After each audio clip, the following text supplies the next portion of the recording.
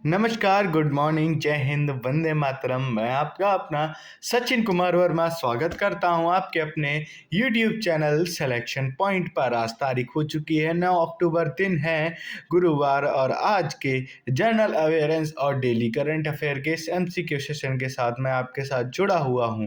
तो आशा करता हूं कि आप सभी स्वस्थ होंगे और अपनी पढ़ाई जो है उसको बहुत बेहतरीन तरीके से कर रहे होंगे। तो आज का जो सेशन है जिसमें हम करने जा रहे हैं अपना जनरल अवेयरेंस और डेली करंट अफेयर का यह सेशन, जिसमें हम करेंगे आज जो भारत में जो अवार्ड्स दिए जाते हैं, जो पुरस्कार दिए जाते हैं अलग अलग क्षेत्रों में, उनके बारे में हम देखेंगे। और उसके बाद करेंगे आज के डेली करंट अफेयर के कुछ बहुत ही महत्वपूर्ण क्वेश्चंस। तो आशा करूंगा कि आपको यह वीडियो पसंद आएगा, आखिरी तक वीडियो देखिएगा और एक बार चैनल को लाइक कीजिएगा, शेयर कीजिएगा और कमेंट कीजिएगा। धन्यवाद मेरे मित्रों। शुरू करते हैं फिर आज के सेशन को।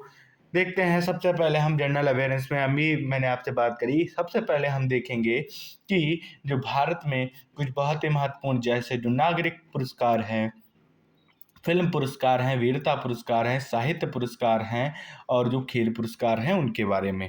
तो शुरू करते हैं इस सेशन को। सबसे पहले हम देखते हैं भारत के कुछ बहुत महत्वपूर्ण जो नागरिक पुरस्कार हैं।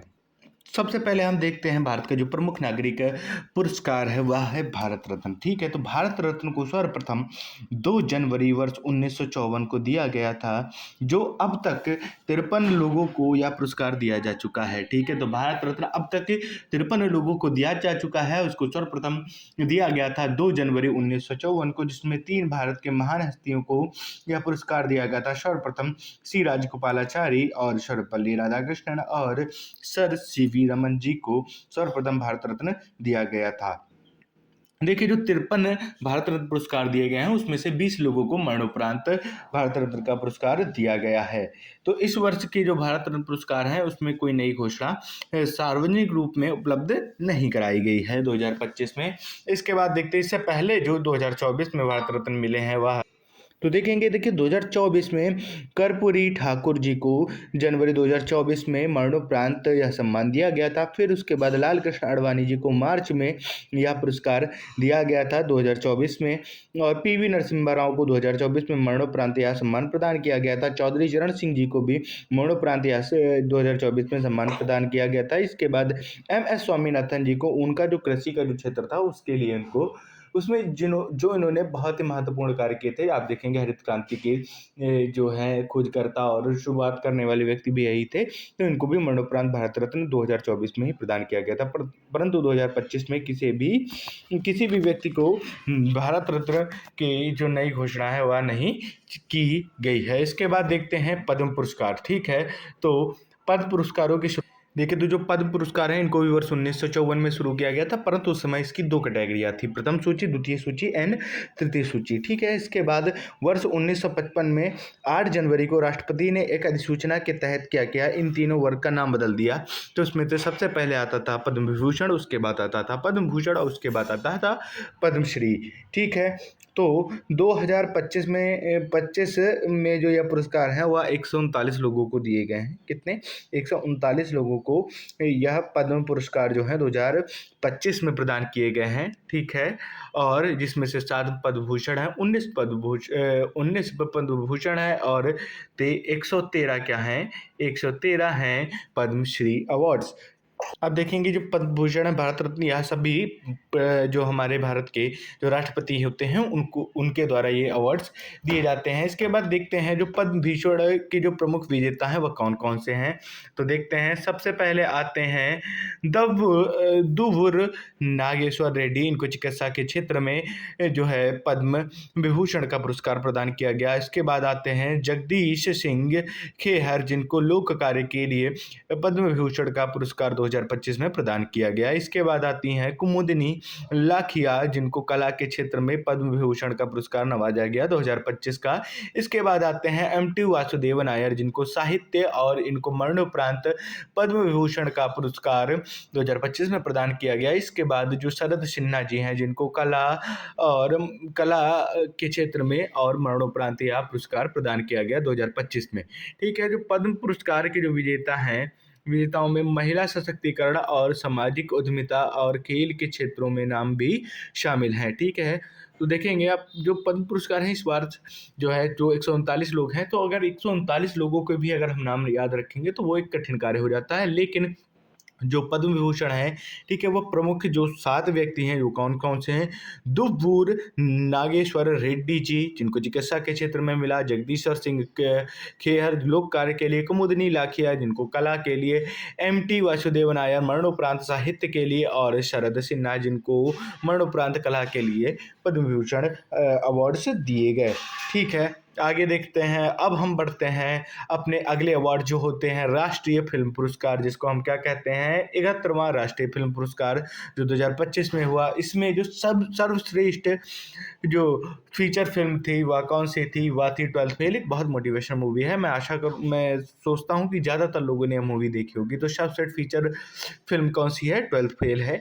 सर्वश्रेष्ठ अभिनेता कौन है? शाहरुख खान, जिनको जवान के लिए सर्वश्रेष्ठ अभिनेता का अवार्ड मिला। इसी के बाद आप देखेंगे विक्रांत मैसी जी को 12th फेल के लिए सर्वश्रेष्ठ अभिनेता का अवार्ड मिला। इसके बाद देखेंगे सर्वश्रेष्ठ अभिनेत्री जो बनी है श्री रानी मुखर्जी बनी है, जिनको मिसेज चटर्जी वर्सेस नॉर्वे के लिए यह अवार्ड दिया गया है। इसके बाद देखेंगे दादा साहब फाल्के पुरस्कार, तो जीवन काल की उपलब्धि के लिए मोहनलाल जी, आप देखेंगे साउथ सिनेमा के बहुत ही प्रसिद्ध एक्टर हैं मोहनलाल जी, जिनकी आप मूवीज़ अगर आप देखना चाहेंगे जैसे दृश्यम और ओडियन जैसी मूवीज़ में इन्होंने कार्य किया है। ठीक है, तो मोहनलाल जी को जीवन काल उपलब्धि के लिए दादा साहब फाल्के पुरस्कार प्रदान किया गया। तो 2025 की सर्वश्रेष्ठ फीचर फिल्म कौन सी थी? 12th फेल, जिसको राष्ट्रीय फिल्म पुरस्कार मिला।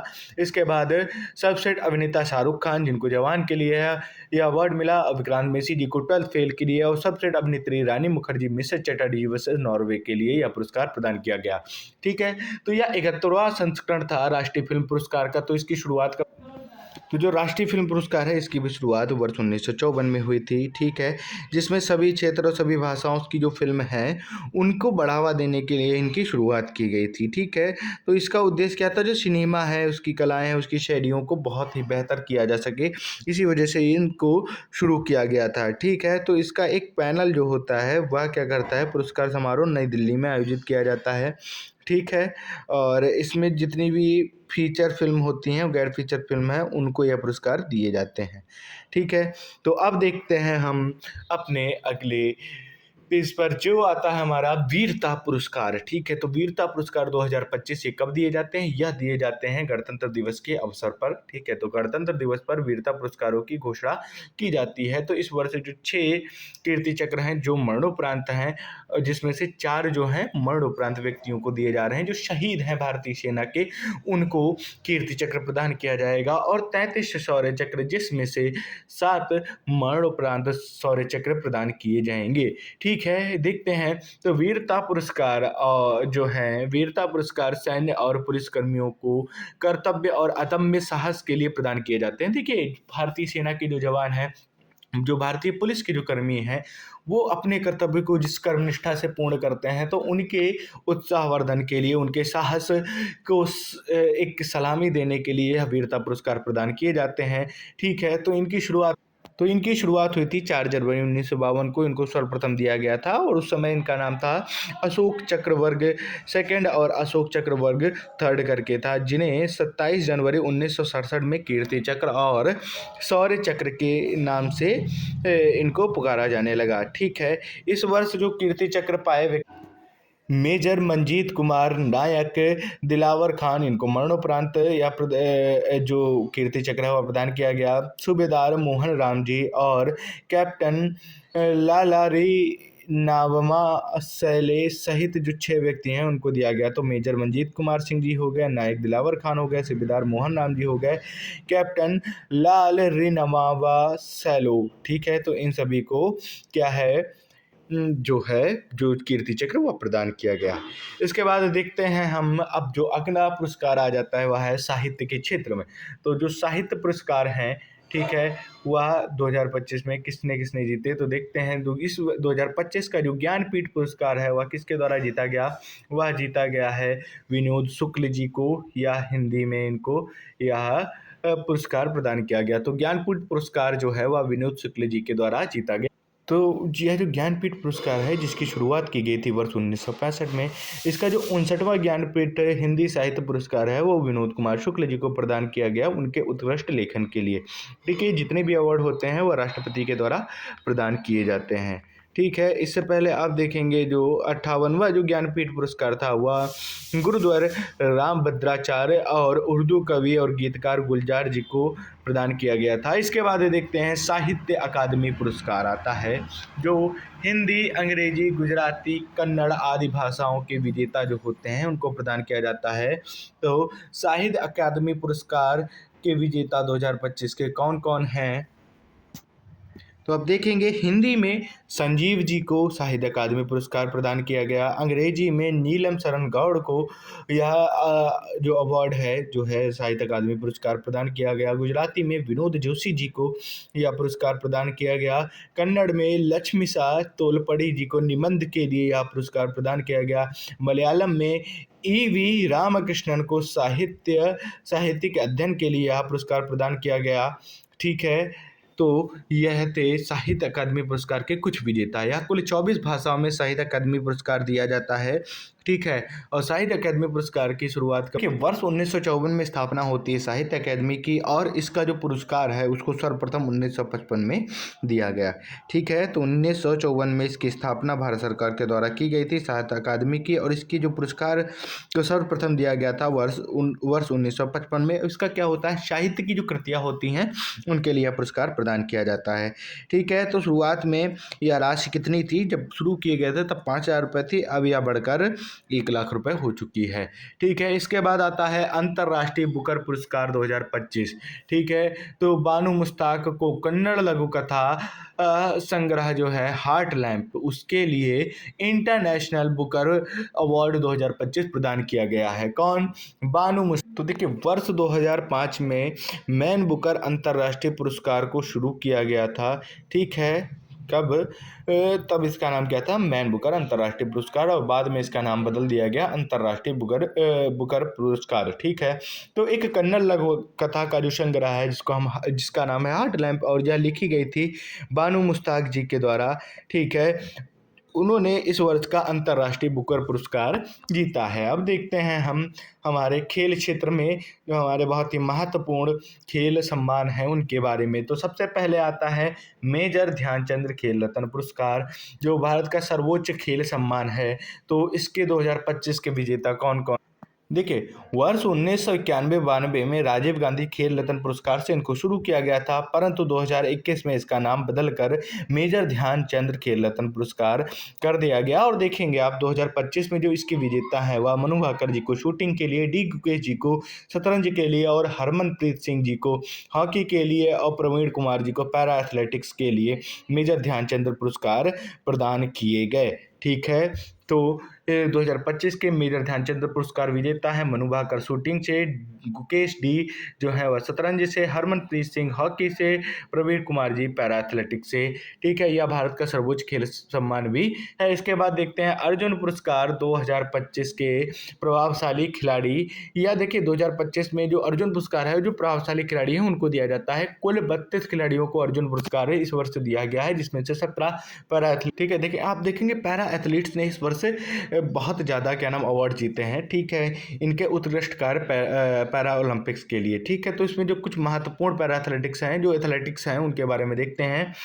ठीक है, ज्योति यार जी, ठीक है, इनको एथलेटिक्स के लिए अर्जुन पुरस्कार 2025 प्रदान किया गया। नीतू को बॉक्सिंग और फ्लाईवेट के लिए क्या है जो अर्जुन पुरस्कार है वह प्रदान किया गया। वंतिका अग्रवाल जी को शतरंज के लिए अर्जुन पुरस्कार प्रदान किया गया। सलीमा टेटे हॉकी मिडफील्डर है, उनको यह पुरस्कार प्रदान किया गया।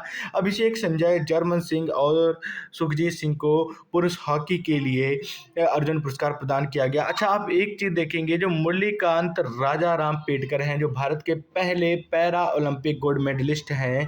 ठीक है, इनको भी जीवन काल के लिए यह अर्जुन पुरस्कार प्रदान किया गया। ठीक है, तो अर्जुन पुरस्कार है, इसकी शुरुआत हुई थी वर्ष 1961 में। इस चीज़ का आप ध्यान रखेंगे, अर्जुन पुरस्कार की शुरुआत हुई थी वर्ष 1961 में। इसमें क्या होता है, एक कांस्य की प्रतिमा दी जाती है अर्जुन, जिसमें अर्जुन धनुष लेकर बैठे हुए होते हैं, एक प्रमाण पत्र मिलता है और एक नगद राशि मिलती है। ठीक है। अब देखते हैं हम अपने अगले अवार्ड्स। अगला अवार्ड्स है क्रिकेट से संबंधित विशेष पुरस्कार, ठीक है। तो सीएट क्रिकेट अवार्ड जो 2025 हैं, जिनकी घोषणा कल ही की गई थी, कल ही ये प्रदान किए गए थे। तो उसमें देखते हैं सर्वप्रथम इसमें विशेष सम्मान दिया गया है रोहित शर्मा जी को, जो 2025 में चैंपियंस ट्रॉफी जिताने में इनको विशेष स्मृति चिन्ह प्रदान किया गया। इसके बाद international cricketer of the year किसे प्रदान किया गया है, जो रूट को दिया गया है। Men's test batsman of the year Harry Brook को प्रदान किया गया था। मेंस टेस्ट गेंदबाज ऑफ द ईयर वो हैं प्रभुत जयसूर्या। इसके बाद देखेंगे men's one day batsman of the year Kane Williamson को प्रदान किया गया। मेंस वनडे गेंदबाज ऑफ द ईयर जो है वह किसे प्रदान किया गया, मैट हेनरी को प्रदान किया गया। Men's T20I batsman of the year Sanju Samson ji को प्रदान किया गया। Men's T20I bowler of the year Varun Chakravarthy ji को प्रदान किया गया। इसके बाद women's batswoman of the year Smriti Mandhana ji को प्रदान किया गया। Women's bowler of the year Deepti Sharma ji को प्रदान किया गया। Emerging player of the year Angkrish Raghuvanshi को प्रदान किया गया। इसके बाद domestic cricketer of the year Harsh Dubey ji को प्रदान किया गया। And special memento C8 Jio star award जो है वह श्रेयस अय्यर जी को प्रदान किया गया। इसके बाद जीवन काल सम्मान ब्रायन लारा और BS चंद्रशेखर को लाइफ टाइम अचीवमेंट अवार्ड प्रदान किया गया। इसके बाद उदाहरणीय नेतृत्व पुरस्कार जो है वो टेम्बा बाबूमा जी को प्रदान किया गया। अब देखते हैं, ठीक है। तो रोहित शर्मा जी को चैंपियंस ट्रॉफी के लिए विशेष सम्मान प्रदान किया गया। International cricketer of the year England के जो रूट को प्रदान किया गया। Men's test batsman of the year Harry Brook England के यह क्रिकेटर हैं, इनको men's test cricketer of the year का अवार्ड प्रदान किया गया। Men's test bowler of the year Prabath Jayasuriya जो श्रीलंका के गेंदबाज हैं, उन्हें प्रदान किया गया।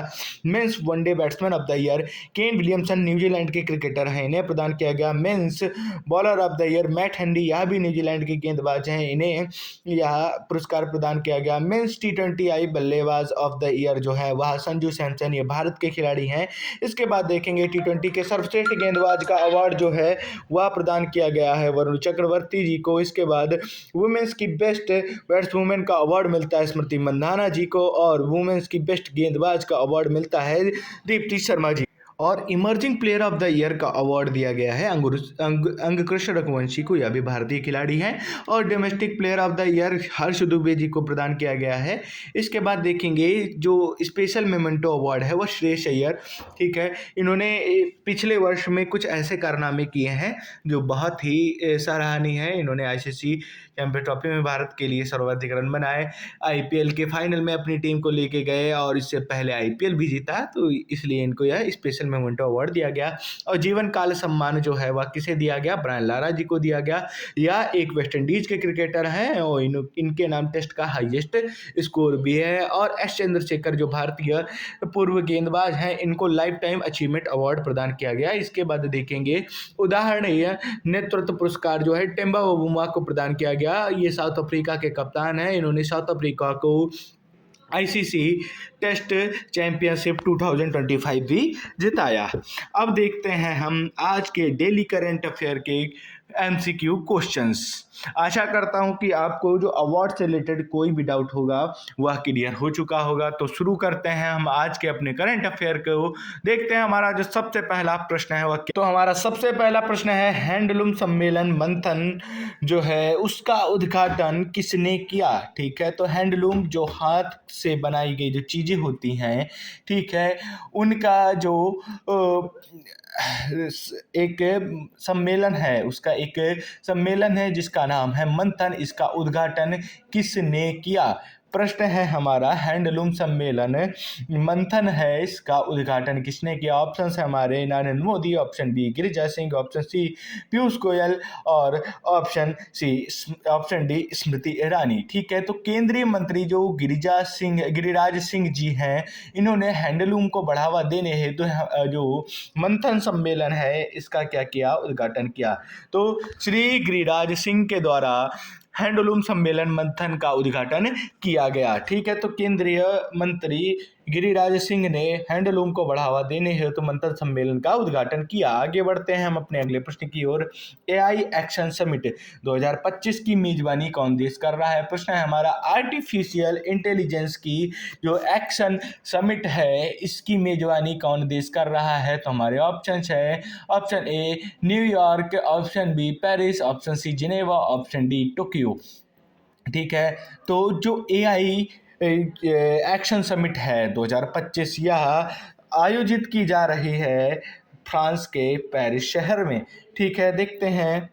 ठीक है, तो क्या है, पेरिस को एआई अनुसंधान व नवाचार केंद्र के रूप में चुना गया है। तो पेरिस जो है उसको क्या चुना गया? आर्टिफिशियल इंटेलिजेंस का रिसर्च एंड डेवलपमेंट केंद्र के रूप में से चुना गया है। आगे देखते हैं हम अपने अगले प्रश्न की ओर। अगला प्रश्न है हमारा कैबिनेट द्वारा स्वीकृत नई रेल विस्तार परियोजना का नाम क्या है? ठीक है, तो भारत सरकार के द्वारा अभी एक नई रेल विस्तार की योजना को शुरू किया गया है, तो उसका नाम क्या है? ऑप्शन है हमारे option A Udan 2.0, option B Bharatmala, option C Vande Bharat express परियोजना या option D national rail grid.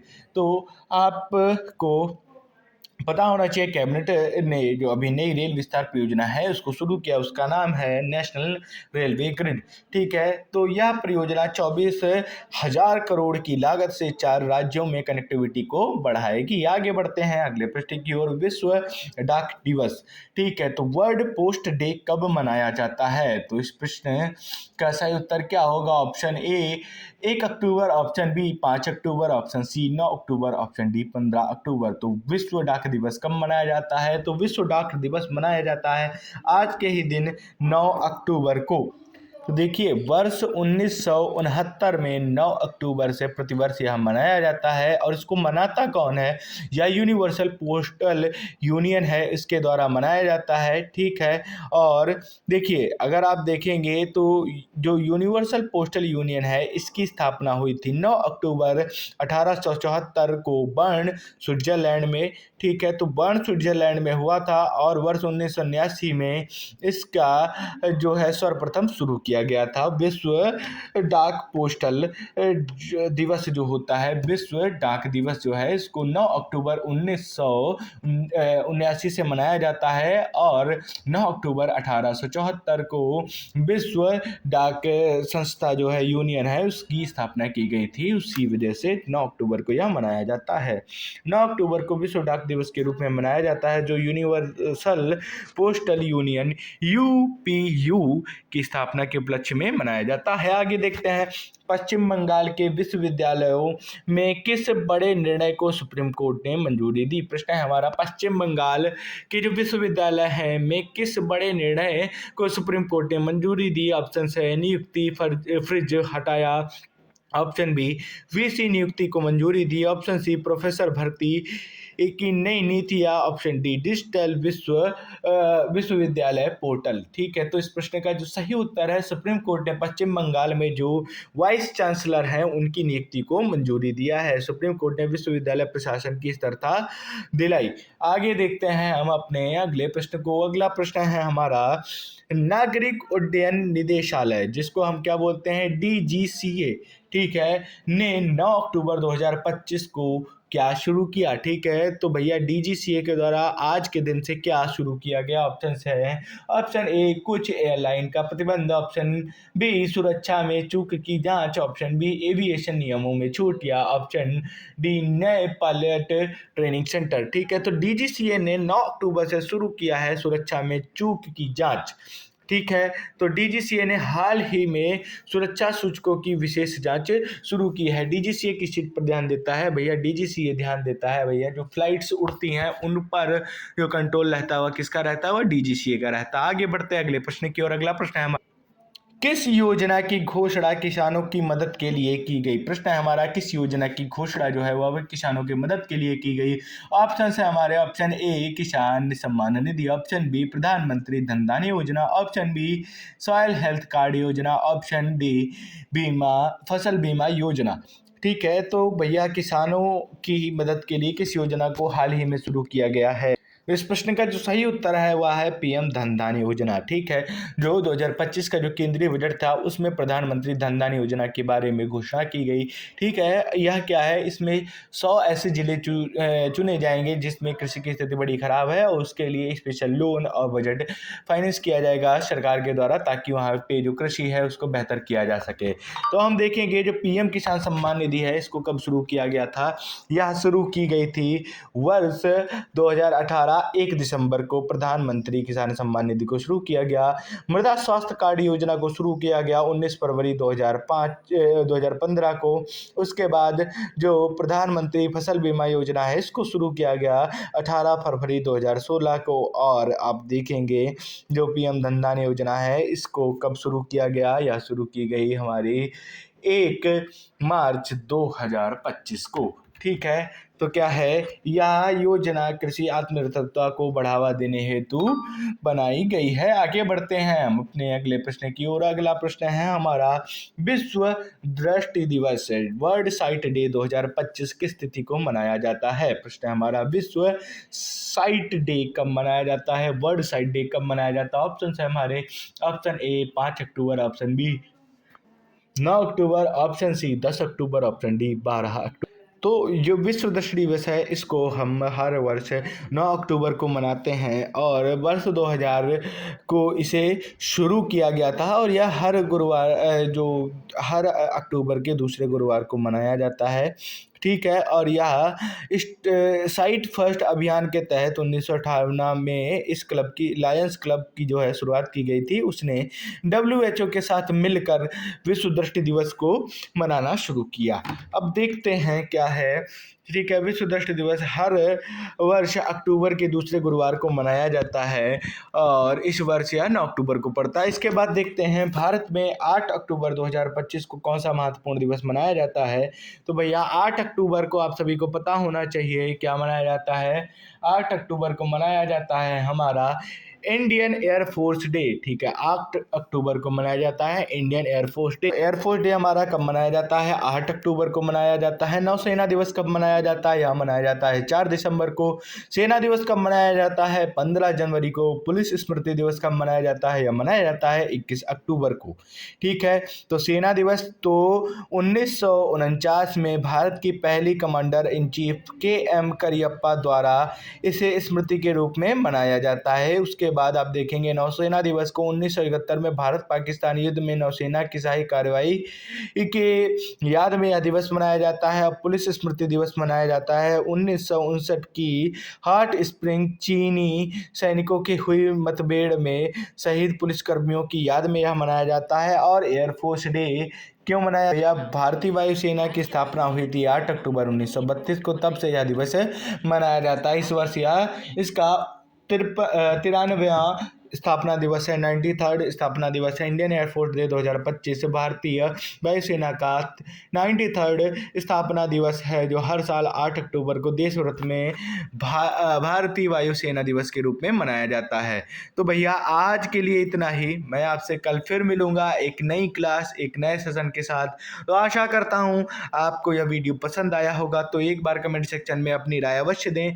बाकी मैं आपके लिए ऐसे ही जो कंटेंट है, ऐसा ही वीडियो, ऐसा ही कंटेंट, ऐसी ही क्लासेस आपके लिए डेली प्रतिदिन लाता रहूँगा। तो आशा करूँगा कि आपको क्लास पसंद आई होगी। तो वीडियो को लाइक कीजिएगा, शेयर कीजिएगा। धन्यवाद मेरे मित्रों। जय हिंद, वंदे मातरम।